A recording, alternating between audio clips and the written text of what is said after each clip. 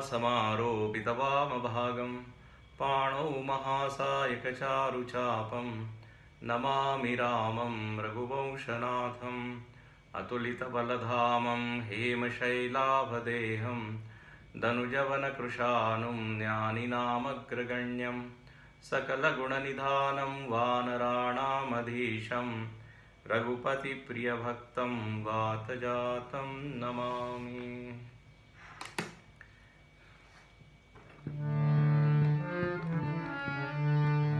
जय सिया राम, जय जय सिया राम, जय सिया राम, जय जय सिया राम। बोलो राम राम राम राजा राम, बोलो राम राम राम राजा राम, बोलो राम राम राम सीता राम, बोलो राम राम राम सीता राम। जय सिया राम, जय जय सिया राम, जय सिया राम, जय जय सिया राम। बोलो राम राम राम राजा राम, बोलो राम राम राम सीता राम, बोलो राम राम राम राजा राम, बोलो राम राम राम राजा राम। जय सिया राम, जय जय सिया राम, जय सिया राम, जय जय सिया राम, जय सिया राम, जय जय सिया राम। सियावर रामचंद्र की जय, पवन सुत हनुमान की जय, श्री सद्गुरुनाथ महाराज की जय। बोलो भाई सब संतन की जय, उमापति महादेव की जय। भगवान ने अयोध्या में अवतार लिया है। भगवान वहां प्रकट हुए हैं। भगवान का प्राकट्य होता है, भगवान का जन्म नहीं होता। जन्म और प्राकट्य में फर्क ये है कि जन्म जो है वह कर्मवशात होता है, वासना के कारण होता है। लेकिन यहाँ जो अवतार है वह तो समष्टि के हित के लिए हुआ है। उसमें व्यष्टि वासना, व्यष्टि कर्म की कोई भूमिका नहीं है। तो जो पहले से ही परमात्मा है, जो अव्यक्त है, अनमैनिफेस्ट है, वो मैनिफेस्ट हो गया। और प्रयोजन क्या है? तो बोले ये धर्म के जो पिलर्स हैं, धर्म के जो स्तंभ है, जिसके ऊपर धर्म खड़ा है, सत्य, दया, तप, दान, ये चार पैर बताए धर्म के। सत्य, तप, दया, दान, ये चारों जब खंबे हिल गए, उनके ऊपर प्रहार होने लगा, तब भगवान आए हैं। श्रीमद् भागवत में कथा आती है कि धर्म का प्रतीक कौन है? तो बोले बैल। बैल के चार पैर हैं और बैल जो है वो भगवान शंकर जी का वाहन है, नंदी बैल। तो वहां संकेत यही है कि जो शिव तत्व है उसका यदि साक्षात्कार करना है, उसको यदि अंतःकरण में प्रकट करना है, तो जो आधारभूत जो चीजें हैं, जो वैल्यूज हैं, सत्य, दया, तप, शौच, या सत्य, तप, दया, दान, दोनों, कहीं कहीं शौच बताया, कहीं दान बताया है। अभिप्राय यह है कि जब तक अंतःकरण में स्वच्छता नहीं होगी, शुद्धि नहीं होगी, तब तक अंतःकरण में वो प्रकट होगा नहीं। तो यहां पर एक समष्टि में अवतार होता है कि व्यष्टि में। अपने जीवन को अपने अंतःकरण को अयोध्या बनाना पड़ेगा। अयोध्या मतलब जहाँ युद्ध न हो, जहाँ पर राग द्वेष न हो, जहाँ पर बहुत ज़्यादा गंदगी न हो, बस बोले वहीं प्रकट होते हैं। भगवान श्री रामचंद्र जी के लिए जब उन्होंने, तुलसीदास जी ने स्तुति लिखी, श्री रामचंद्र कृपालु भजवन हरण भव भय दारुणम, उसमें वो कहते हैं मम हृदय कंज निवास कुरु कामादि खल दल गंजनम। भगवान को तुलसीदास जी कहते हैं कि आप हमारे हृदय में आइए। तो भगवान कहते हैं पहले हृदय को साफ तो करो, गंदगी में कौन रहना चाहेगा। स्वच्छ जगह लोगों को पसंद आती है, क्योंकि जहाँ स्वच्छता है वहाँ प्रसन्नता है, निर्मलता है। तो तुलसीदास जी कहते हैं कि आप हृदय में आइए, हृदय में गंदगी है तो वो भी आप ही साफ कीजिए, ऐसा वो कहते हैं। मम हृदय कंज निवास कुरु कामादि खलदल गंजनम। काम आदि जितने दुष्ट वृत्तियां बैठी हैं, मैंने तो प्रयत्न किया अपने साधना से, लेकिन होता नहीं। जब तक आपकी कृपा, प्रयत्न और कृपा यदि दोनों मिल जाए ना तो बात बनती है। पुरुषार्थ और कृपा, कहते ना एक हाथ से ताली नहीं बजती, एक पंख से पक्षी उड़ नहीं सकता, दोनों चाहिए। तो तुलसीदास जी बड़े प्यार से कहते हैं, भाव से, कि आप आइए और आप ही इसको स्वच्छ कीजिए। अभिप्राय क्या है, आपकी कृपा, आपके आशीर्वाद से ही यह मन शुद्ध हो पाता है।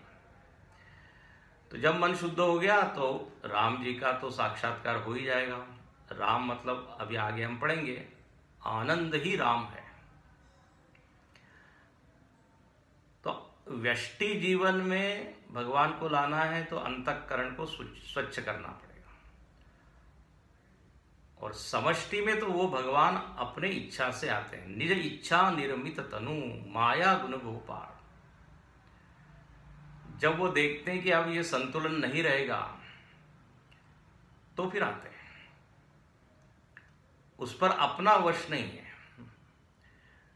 वैयक्तिक जीवन में भगवान को हम प्रकट कर सकते हैं, लेकिन समष्टि में वो जब चाहते हैं, संभवामि युगे युगे। तो यहां पर ऐसा हमने देखा कि भगवान प्रकट हुए हैं और दशरथ जी तो अति प्रसन्न है।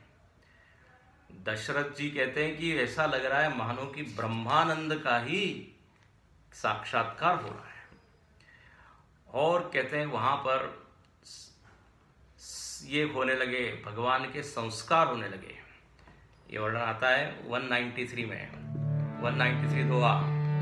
नंदी मुख सराध करी जात करम सब कीन, आटक धेनु बसन मनी नृप विप्रन कह दीन। सियावर रामचंद्र की जय, पवन सुत हनुमान की जय, उमापति महादेव की जय, बोलो भाई सब संतन की जय। कहते हैं जब शिशु का जन्म होता है तो अनेक संस्कार किए जाते हैं। अब हम लोग तो संस्कार भूल ही गए हैं। कुल मिला के 16 संस्कार हैं। अब शायद हमको नाम भी याद नहीं है। एक दो संस्कार ही हमको मालूम है, विवाह संस्कार और अंतिम संस्कार। लेकिन आपको बताएं, उस गर्भाधान संस्कार है, पुंसवन संस्कार है, कर्णवेद है, चूड़ाकरण है, निष्क्रमण है, नामकरण संस्कार है। तो यहां पर भगवान कहते हैं अब मैं मानव के रूप में आ रहा हूं, तो मानवोचित जितने संस्कार है वो भी होने चाहिए। हालांकि भगवान सारे संस्कार विकारों से परे हैं। संस्कार की जरूरत उसी को होती है जिसमें विकार है। लेकिन अब मनुष्य के रूप में आए हैं तो बोले संस्कार होने चाहिए। तो यहाँ पर वशिष्ठ आदि ऋषियों ने, गुरुओं ने क्या किया, नंदी मुख श्राद्ध कीना। नंदी मुख श्राद्ध होता है क्योंकि हम शरीर बदलते हैं। हाँ, पूर्व जन्म का जो शरीर है वो छोड़ते हैं, नए शरीर धारण करते हैं, तो एक श्राद्ध होता है शुरुआत में, उसको नंदी मुख श्राद्ध। फिर जात कर्म सब किया। जो शिशु का जन्म होता है, जातक जो होता है, तो उसके जन्म के साथ ही कुछ संस्कार होते हैं, वो किए। और तब कहते हैं दशरथ जी ने अनेक लोगों को दान दिया, संकल्प किया। हाटक धेनु बसन, बसन मतलब वस्त्र, हाटक सोना, बोले इतना हम सोना देंगे, इतना चांदी देंगे, इतनी गाय देंगे, और सबको दान देने लगे। देखिए ऐसा होता है जब आनंद का क्षण होता है ना, या जब आनंद का अवसर होता है, तो हमारा मन व्यापक हो जाता है। और व्यापक मन में देने की वृत्ति आती है।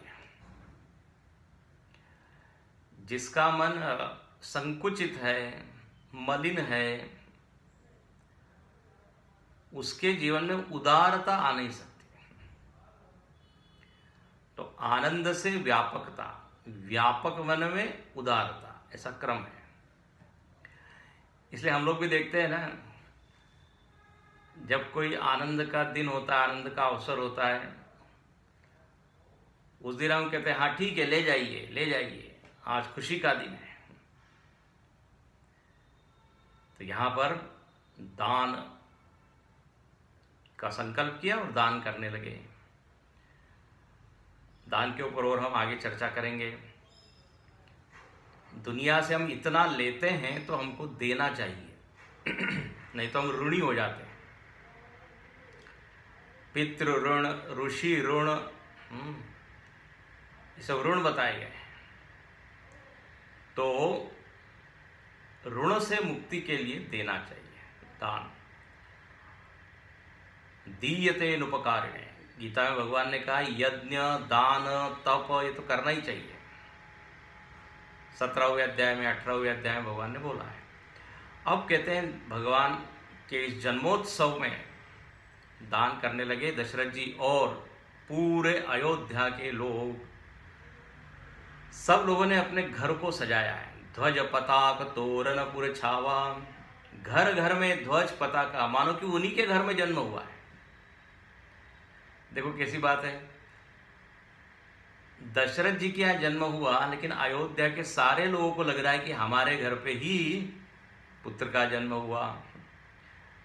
तो देखो ऐसा इसलिए क्योंकि भगवान तो सबकी ही आत्मा है, सर्वव्यापक है। तो केवल दशरथ जी को ही आनंद देने के लिए नहीं आए हैं, सबको आनंद देने के लिए आए हैं। फिर कहते हैं सुमन वृष्टि आकाश ते हुई, आकाश से पुष्प वृष्टि होने लगी। सारे देवता लोग जिस क्षण का इंतजार कर रहे थे वो क्षण आ चुका था। पुष्प वृष्टि, ये पुष्प वृष्टि का भी एक आध्यात्मिक अर्थ है। आशीर्वाद, मानो कि वो आशीर्वादों की वर्षा कर रहे हैं। हाँ, पुष्प सिंबलाइजेस ब्लेसिंग्स। सो भगवान को आशीर्वाद दे रहे, बोले अब आप शिशु बन के आए हैं तो लीला तो पूरी होनी चाहिए, तो हम तो अब देवता हैं, तो बड़े लोग तो फिर आशीर्वाद देते हैं। पुष्प वृष्टि होने लगी, वहां भी सब ब्रह्मानंद में मगन हो गए, और सारी अयोध्या की स्त्रियां हैं, सखियां, वो कनक कनक मंगल भरी थारी, गावत पैठई भूप दुआरा, 193 के बाद चौथी चौपाई, सब के सब वहां पे आने लगी। और वर्णन ऐसा है कि जो जैसी थी वैसी आ गई, सहज श्रृंगार, आगे वर्णन आता है, सहज श्रृंगार, श्रृंगार नहीं किया, कुछ मेकअप नहीं किया। भगवान कहते हैं आप जैसे हैं वैसे ही आइए, ज्यादा बनावटी रूप मत लीजिए।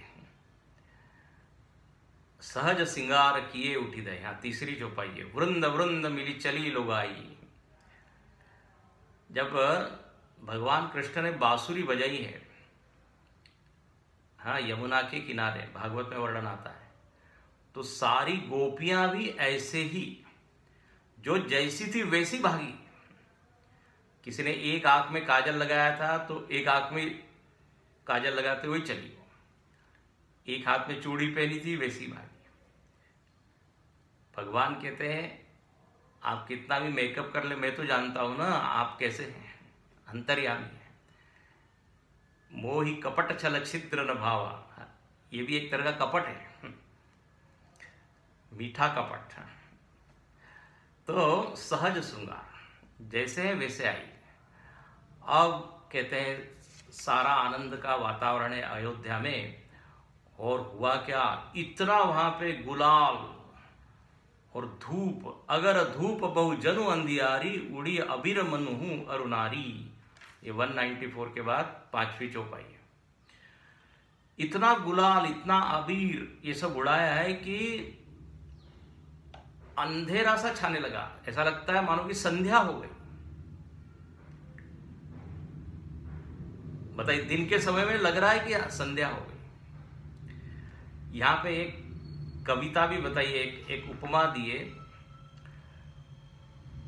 बोले वास्तव में रात्रि जो है वो भगवान से मिलना चाहती थी, भगवान के इस जन्मोत्सव में शामिल होना चाहती थी, लेकिन इतना आनंद उत्सव और वो सब देख के वो शर्मा गई। तो रात्रि जब शर्मा गई तो क्या बन गई, संध्या बन गई, सायंकाल। और संध्या में क्या होता है, हल्का हल्का प्रकाश होता है। अंधेरा जो है ना वो पेड़ की टहनियों पर आके बैठ जाता है और सूर्य का डूबने का इंतजार करता है, और जैसे ही वो डूबता है वो छा जाता है।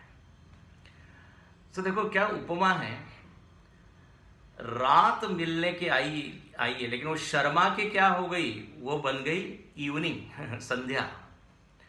और कौतुक देखने लगी।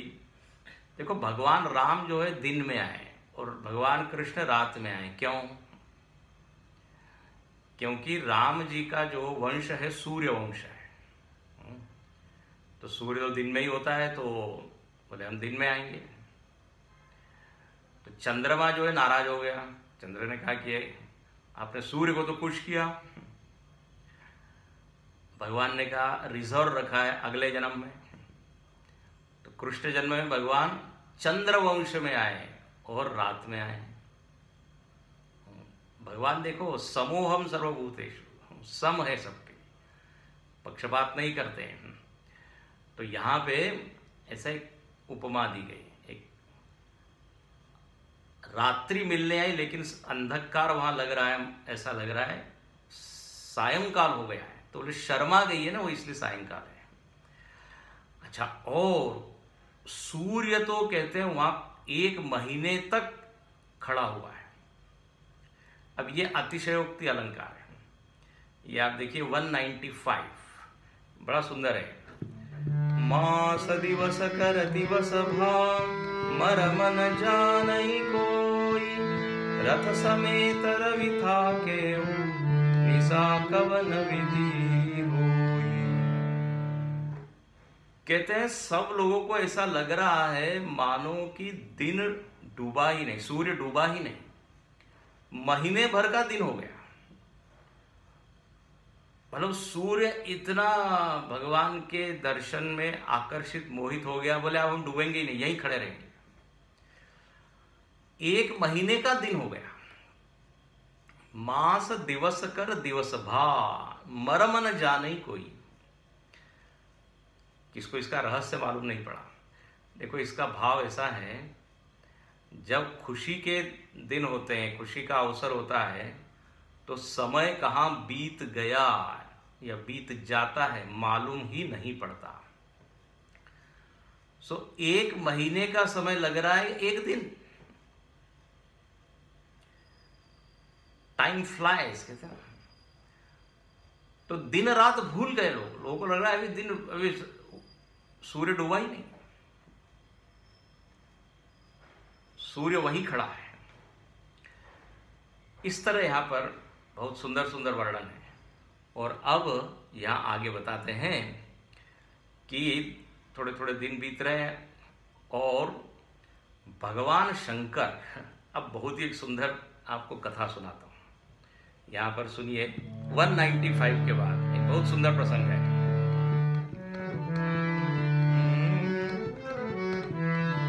यह रहस्य काहू नहीं जाना, दिन मनि चले करत गुण गाना। देखी महोत्सव सुर मुनि नागा, चले भवन बरनत निज भागा। और एक कहु निज चोरी, सुनु गिरिजा अति दृढ़मति तोरी। काग भुसुंडी संग हम दो, मनुज रूप जान नहीं को। परमानंद प्रेम सुख फूले, बीति न फिरई मगन मन भूले। यह शुभ चरित जान पे सोई, कृपा राम के जा पर होई। तेहि अवसर जो जय विधि आवा, दीन भूप जो जय मन भावा। गजरथ तुरंग हेम गोहीरा, दीने नृप नाना विध चीरा। दीने नृप नाना विध चीरा। कहते हैं यह जो रहस्य कोई जान नहीं पाया। क्या जान नहीं पाया? सूर्य वहीं खड़ा है। ये वर्णन होने के बाद भगवान शंकर कहते हैं, गिरिजा, पार्वती, मैं आपको एक चोरी सुनाता हूं। चोरी? चोरी मतलब एक छिपाव या एक रहस्य की बात जो मैंने आज तक तुमको बताई नहीं, छिपा के रखी थी। बोले क्या क्या रहस्य है? कौन सी ऐसी घटना है जो आपने छिपाई? मैं तो हमेशा आपके साथ हूं। तो यहाँ एक बहुत ही सुंदर प्रसंग है। कहते हैं, चौथी चौपाई देखिए। काग भुसुंडी संग हम दो, मनुज रूप जानहि नहीं को। जब भगवान का अवतरण हुआ है, सब लोग आनंद में मगन है, तो बोले अब हमारी भी इच्छा हुई कि हम भी इस उत्सव का क्या आनंद लें। भगवान शंकर के इष्ट तो राम है, प्रभु राम। तो बोले अब राम जी के इस जन्मोत्सव को देखना चाहिए, जाना चाहिए।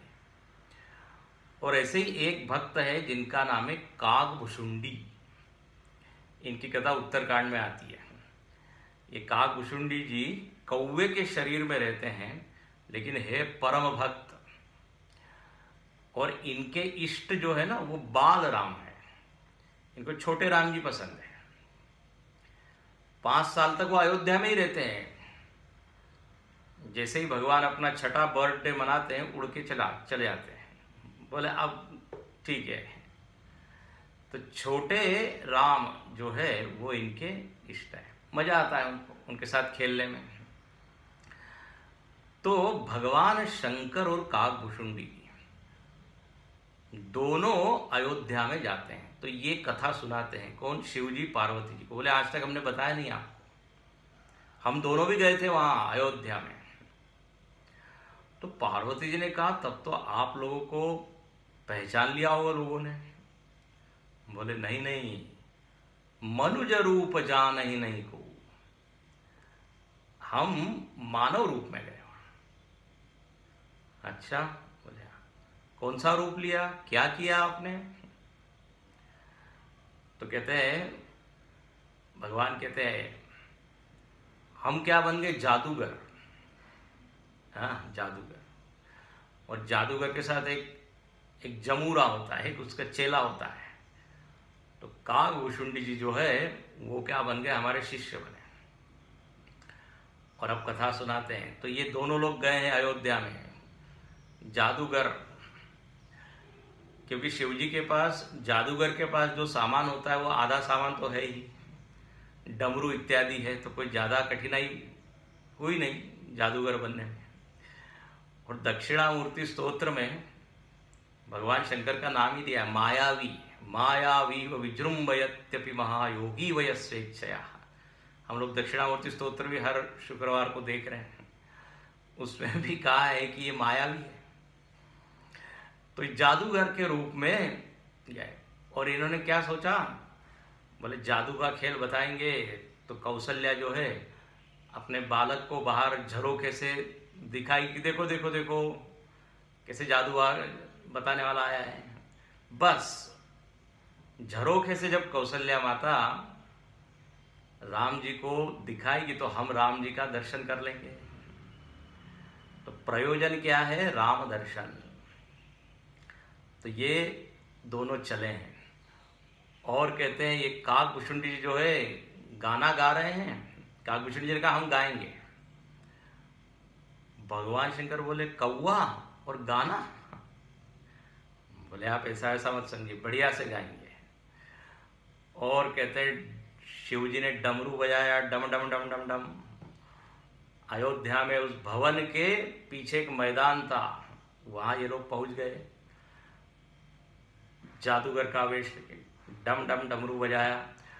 काकभूषुंडी जी जो है गाना गाने लगे।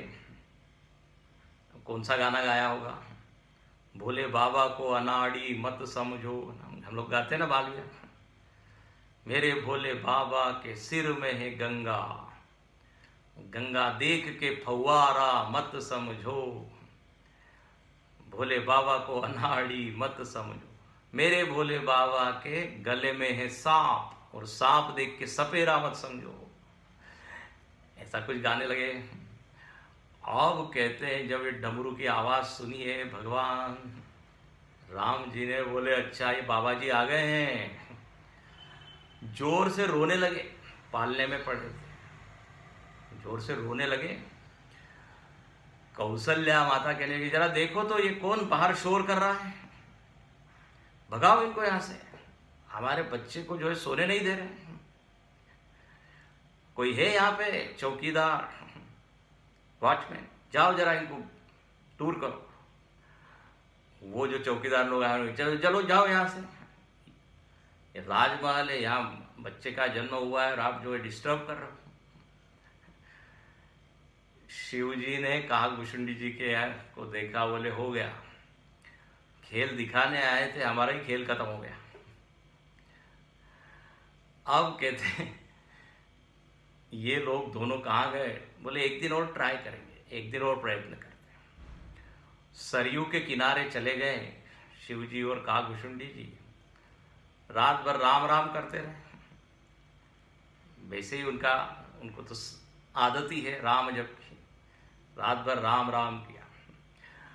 सुबह शिव जी ने कहा आज जो है थोड़ा दूसरा वेश बदलते हैं, ये जादू वाला वेश तो काम नहीं आया, दूसरा वेश जब बदलेंगे तब शायद राम दर्शन हो जाए। बड़ी प्यारी कथा है। काकभूषुंडी जी ने कहा महाराज कब तक वेश बदलते रहोगे। शिव जी ने कहा जब तक काम न बने तब तक वेश बदलना है। और देखो ये हम लोगों के जीवन में भी यही बात घटती है, कब तक ये शरीर रूपी वेश बदलते रहेंगे। पुनरपि जननम पुनरपि मरणम, बोले जब तक तत्व ज्ञान न हो, दर्शन न हो, अनेक जन्म संप्राप्त, बहुत जन्मों के बाद ये होता है, गीता में आता है ये। तो बोले जब तक काम न बने तब तक वेश बदलेंगे। बोले अब क्या वेश लोगे, बोले ऐसा है हम तो बन जाएंगे ज्योतिषी। देखो पार्वती जी को कथा सुना रहे हैं, ज्योतिषी बन जाएंगे। और तुम क्या बन जाओ, तुम हमारे शिष्य बन जाओ और प्रचार करो। क्या, बोले एक ये ज्योतिषी आए हिमालय से, इनका नाम है क्या, शंकर पंडित, और त्रिकालदर्शी हैं। बस ऐसा तुम बोलते रहो तो लोग आते जाएंगे और फिर शायद बात बन जाए, हमको भी प्रवेश मिल जाए उधर महल में। अब हुआ ये, फिर से काकभूषुंडी जी गाने लगे, बताने लगे। शंकर पंडित, हाँ, बोले पंडित जी है, त्रिकालज्ञ है, हस्तरेखा देखते हैं। अब कहते हैं वहाँ भीड़ जुटने लगी, सब लोग आने लगे। जो है शंकर जी भविष्य बताने लगे, सब लोग बड़े खुश हो रहे हैं। काकभूषुंडी जी कहते हैं अरे ऐसा अवसर कम आएगा, आइए आइए देखिए ये पंडित जी बड़े बड़े ज्ञानी हैं। अब हुआ ये कि महल के पास में हो गए हैं, वहां पे एक दासी जा रही थी। काकभूषुंडी जी कहा देखिए देखिए अपना हस्तरेखा देखिए, दिखाइए, बड़े अच्छे ज्ञानी है, हिमाचल से उत्तराखंड से आए हैं। दासी ने कहा अच्छा आप हस्तरेखा, हाँ हाँ बोले। अच्छा बोले दक्षिणा क्या लोगे? हस्तरेखा देखोगे तो दक्षिणा तो देनी पड़ेगी, तो दक्षिणा क्या? तो बोले हमको ये महल में प्रवेश करा दो, बस यही दक्षिणा है। कहते दासी ने अपना हाथ दिखाया, भगवान ने भविष्य बताया। दासी बड़ी खुश हो गई, गई महल में। कौशल्या पूछती अरे इतनी देर कहाँ से हो गई, क्यों हो गई?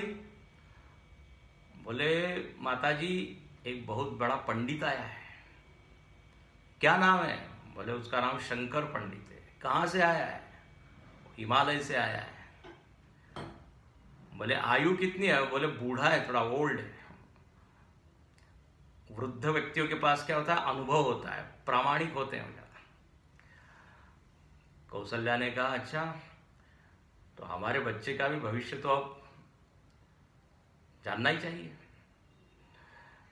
तो वो दासी गई और शिवजी को और काकभूषुंडी जी को कहा, बोले आइए पंडित जी, आइए ज्योतिषी। अनुमति मिल गई है। अब उस समय सारे लोग शिवजी को जो है अपना हाथ दिखाने में व्यस्त है, सब लोग क्योंकि उनकी ख्याति हो गई। जैसे ही वो दासी आई और कहा कि आप चलिए, कुछ लोग जो पूछ रहे थे हमारा भाग्य बताइए, हमारा भाग्य बताइए, शिवजी ने कहा मनी मना हमारा भाग्य खुल गया, अब आपका भाग्य बाद में, हम पहले जा रहे हैं, हमारा भाग्य खुल गया है। और ये दोनों चले हैं। अब वहां पे जो चौकीदार है और दासियां हैं, बोले अच्छा आप दोनों लोग हैं, ज्योतिषी कौन है? ये पंडित जी है। ये बोले इन्हीं को प्रवेश मिलेगा, ये दूसरे को क्यों लेके आए? दूसरे को प्रवेश नहीं। शिवजी काकभूषुंडी जी कहते हैं अब आप लोग आप यहीं बैठिए, लड्डू पुआ खाइए, अपना अपना प्रारब्ध है, हमारा तो प्रारब्ध खुल गया तो हमको तो प्रवेश मिल गया। काकभूषुंडी जी कहते हैं अच्छा कल से मैं घूम रहा हूं आपके साथ, आपके गुणगान गा रहा हूं, थोड़ा प्रवेश क्या मिल गया तो बताइए। भाषा बदल गई, ज्यादा गड़बड़ मत कीजिए, आपकी पोल खोल दूंगा। काकभूषुंडी ने जब ये बोला, शिवजी बोलने लगे वो दासी से, बात ऐसी है देखिए मैं तो जरा बूढ़ा हो गया हूं, वो हस्तरेखा मुझको दिखती नहीं है, वो देखने के लिए ये चेला हमारा जो है वो आया है, उसका होना साथ में बहुत जरूरी है, वो देखता है हस्तरेखा।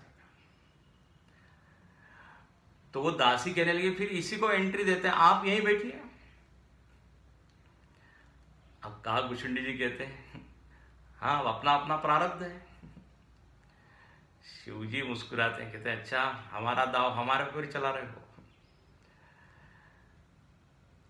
लेकिन शिवजी ने कहा देखिए ये हमारा शिष्य भले ही हस्तरेखा देख लेता है, लेकिन उसका फल क्या है, उसका परिणाम क्या है, उसका भविष्य क्या होगा, ये थोड़ी जानता है। ये तो हस्तरेखा देखता है, फिर वो बताता है, फिर मैं भविष्य बताता हूं। तो इस तरह क्या है, दोनों की जरूरत है। अब दासी ने कहा ठीक है चलिए, और देखो संत लोग तो इस कथा को इतना गा के और बड़ा सुंदर रोचक ढंग से बताते हैं। दोनों को अंततः प्रवेश मिल गया। अब कहते हैं कौशल्या माता, वो तो संस्कारित है, वो तो जानती है कि जब इस तरह के लोग आते हैं तो कैसे सम्मान दिया जाता है। तो कहते हैं सबको इन दोनों को बड़ा सम्मान दिया गया, आसन दिया गया, कुछ खाने पीने के लिए दिया गया। और कौशल्या माता और अन्य माताओं ने, कहते हैं भरत, शत्रुघ्न, लक्ष्मण, सब छोटे छोटे चारों को जन्म हुआ है, चारों को लेके क्या किया, इनके चरणों में डाल दिया और राम जी को उठाया कौशल्या ने और शिव जी के गोद में ही दे दिया। कहा कि आप जरा इनको आशीर्वाद दीजिए, इनके माथे पर, इनके सिर पर हाथ रखिए। शिव जी महाराज कहने लगे, हम तो राम जी के चरण छूने आए थे और अब ये माता जी कह रही है सिर पे हाथ रखिए, ये तो बड़ी गड़बड़ बात है। अब राम जी मुस्कुरा रहे हैं, कहते हैं अब देखो वेश बनाया तो अब सब करो और बनो ज्योतिषी, आशीर्वाद दो। अब बड़ा सुंदर वर्णन है। शिव जी जो है, जब उन्होंने भगवान का दर्शन किया है, वो गोद में लिया है, शिव जी की तो समाधि लग गई, आंख बंद करके उस रूप का ध्यान करने लगे। इधर काकभूषुंडी जी के हाथ में भगवान का हाथ है, क्योंकि हस्तरेखा पढ़नी। अब वो भगवान की ओर देख के उनके तो आंखें बंद ही नहीं हो रही है, एक टक भगवान का दर्शन कर रहे हैं। हमारा बैठे हैं दोनों, एक की आंख बंद है, एक की आंख खुली है। कौशल्या माता पूछती है दासी से, ये ऐसे ही हस्तरेखा देखते हैं क्या? बाहर भी ऐसे ही कर रहे थे क्या? एक देखता नहीं, एक बोलता नहीं है, मानो कि एक अंधा हो गया, एक गूंगा हो गया, ये कहां से लेके आए इन लोग? दासी ने कहा बाहर तो ऐसा कुछ था नहीं, वहां तो एकदम नॉर्मल लग रहे थे। अब राम जी ने देखा कि काफी टाइम हो गया है और ये शिव जी की समाधि तो कोई से 2-4 क्षण की जैसी थोड़ी है हमारे जैसी, अभी तो कब खत्म होगी। छोटे से राम जी है, उन्होंने शिव जी की जो दाढ़ी का बाल था उसको खींचा। बोले महाराज ये कैलाश पर्वत नहीं कि जहां आप समाधि लगा बैठे हो, ये अयोध्या का राजमहल है, आंखें खोलो। शिव जी जो है उनकी समाधि भंग हुई और अब वो मैया को बताने लगे, ये जो आपका बालक है, इसका जब जन्म हुआ तो बोले इसके 4 हाथ थे। कौशल्या माता को आश्चर्य, क्योंकि ये बात राम जी और कौशल्या के अलावा किसी को मालूम नहीं थी। आपको पिछले क्लास में सुनाया था, शंख चक्र गदा पद्म लेके वो पधारे थे, 4 ही भुजा, भुजाचारी आया था वर्णन। कौशल्या बड़ी प्रभावित हो गई, बोले वाह बड़े अच्छे ज्योतिषी लगते हैं, सब जानते हैं। फिर जो है भविष्य बताने लगे कि कुछ दिनों के बाद एक बाबा जी आएंगे और ये राम जी को ले जाएंगे, एक महात्मा जी आएंगे। बोले क्या? बोले तब तो ये क्या महात्मा जी इनको भी महात्मा बना देंगे क्या? बाबा जी बना देंगे? क्योंकि लोगों को डर होता है किसी महात्मा या साधु के साथ कोई गया तो वो भी साधु बन जाएगा। ज्योतिषी जो बने हुए थे शंकर जी बोले नहीं नहीं, ये विवाह करा के लाएंगे। विश्वामित्र जी की घटना सब सुना रहे हैं। अब जब इस तरह भविष्य बता रहे हैं, राम जी ने फिर बाल खींचा, जटा खींची। बोले अब वनवास की कथा मत सुना देना, नहीं तो कौशल्या जी परेशान हो जाएगी, कथा यहीं तक रखो। और जो है शिव जी ने बस वहीं तक कथा हो गई, वहीं तक भविष्य बताया, इनका विवाह होगा, सब अच्छा होगा। और कहते हैं अब हम चलते हैं। मन भर के भगवान का दर्शन किया, जी भर के दोनों ने, और वहां से चलते हैं। तो अब ये पूरी कथा किसने सुनाई? शिव जी ने पार्वती जी को। जब पार्वती जी ने ये कथा सुनी तो पार्वती जी मुस्कुराने लगी। बोले आप क्यों मुस्कुरा रही हैं? हमने ये कथा सुनाई, हम हमारे इष्ट भगवान हैं और उनका दर्शन करना चाहते थे, इसलिए हमने इस तरह से ये वेश बदल के, आप मुस्कुराई क्यों? तो पार्वती जी कहती है कि आपको प्रवेश कैसे मिला था राजमहल में? बोले वो एक दासी थी, उसने प्रवेश कराया। पार्वती जी कहती है उस दासी को अभी तक आपने पहचाना नहीं? वो दासी मैं ही थी। शिवजी बोले क्या? हाँ। पार्वती जी कहने लगी जब आप जादूगर के वेश में गए थे, आपको भगा दिया गया, तो मैंने सोचा आप परेशान होते रहेंगे, कुछ मदद करनी चाहिए, तो मैं ही वहां गई। शिवजी ने कहा ओहो अच्छा। और देखो यहाँ पे आध्यात्मिक अर्थ बड़ा अच्छा है। ये पार्वती जी जो है ना, ये ब्रह्म विद्या का प्रतीक है। विद्या की कृपा के बिना, विद्या का आशीर्वाद जब तक नहीं मिले, ब्रह्म दर्शन नहीं होता। उपनिषद में एक कथा आती है, केनोपनिषद में, ब्रह्म विद्या ने वहां एक देवी का रूप लिया है, वो इंद्र को जो है ब्रह्म का दर्शन कराया है। तो ये माँ पार्वती, वहां हैमवतीम ऐसा शब्द आता है केनोपनिषद। तो देखो बड़ा सुंदर ये भाव है, आध्यात्मिक भाव ये है कि ब्रह्म विद्या के बिना ब्रह्म दर्शन नहीं। और ऐसी लीला के रूप में तो आप इसका आनंद ले ही सकते हैं कि शिवजी जो है देखो राम जी से कितना प्रेम करते हैं। राम दर्शन के लिए कुछ भी बनने के लिए तैयार है। ये एक जिज्ञासु का स्वभाव होता है, कुछ भी करने के लिए तैयार है।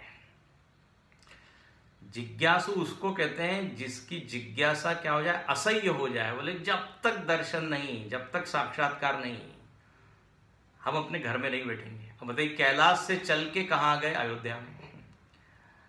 और ऐसे ही ये काकभूषुंडी जी, तो इस तरह ये दोनों बड़े बड़े भक्त हैं। तो काकभूषुंडी संग हम दोनों लोग हम गए हैं वहां, ये कह रहे और कहते हैं परमानंद प्रेम। अब आनंद में हम एक दिन नहीं, वहां घूमते रहे गलियों में, बीथिन फिरई मगन मन भूले, पूरी तरह अपना देह भान हम भूल चुके थे और भगवान का दर्शन, भगवान का अलौकिक दर्शन, अलौकिक रूप का वो करते रहे। अब कहते हैं आगे की कथा, दिन बीत रहे हैं, लोगों को मालूम नहीं पड़ रहा है कब साल बीत रहा है, कब महीने बीत रहे हैं। तो कहते कुछ दिन ही बीते थे। तो अब क्या हुआ? अब अगला संस्कार होना है। अब अगला संस्कार होता है नामकरण संस्कार। तो अब ये वर्णन आता है 196 के बाद, नामकरण संस्कार।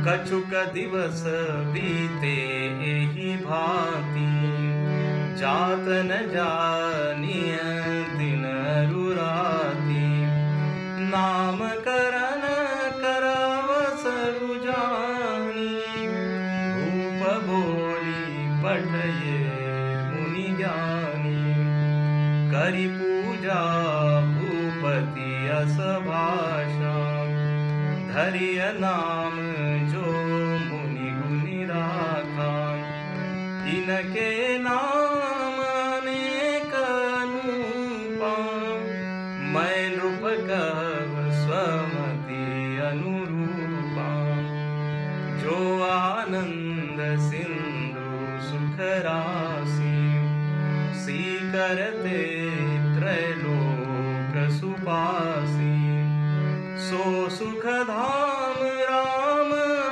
नामा, अखिल लोक दायक विश्राम, अखिल लोक दायक विश्राम।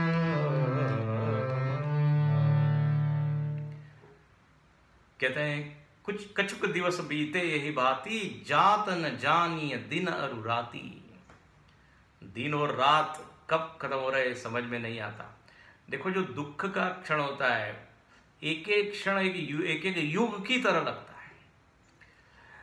जब बड़ा कठिन समय होता है दिन बीतते नहीं। समय जाता नहीं। एक थोड़ी विनोद की मजाक की बात मैं बताऊं। एक व्यक्ति से हमने पूछ लिया कि आपको कभी ऐसा अनुभव होता है कि एक एक क्षण जो है युग के समान बीतता है, ऐसा आपको अनुभव हुआ है? उसने कहा हाँ महाराज हुआ है। हमने पूछ लिया कब होता है तुमको एक एक क्षण युग की तरह, मतलब बड़ा कठिन होता है समय बिताना? उस व्यक्ति ने कहा आपके प्रवचन में। मजाक की बात, प्रवचन में समय बीतता नहीं, लोग जो है घड़ी को हिला के देखते हैं, अरे तो ये कब होता है? जब आपको हमको सत्संग में आनंद नहीं तो फिर समय बीतता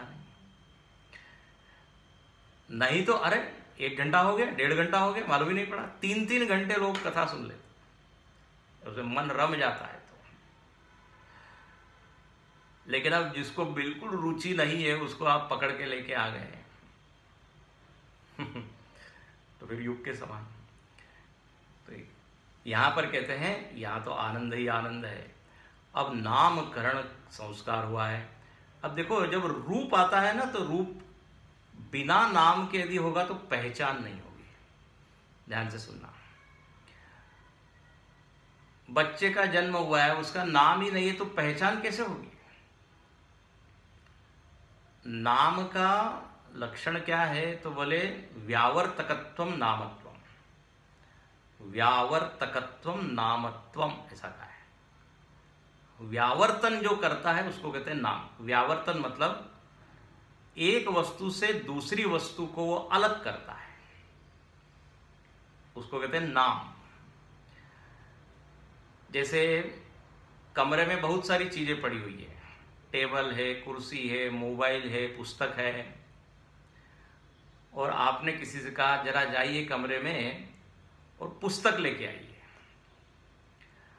अब जैसे उस वस्तु का नाम क्या, पुस्तक, ये उसने सुना, तो जो अलग जो दूसरी जो वस्तुएं थी उस और उसका ध्यान गया नहीं।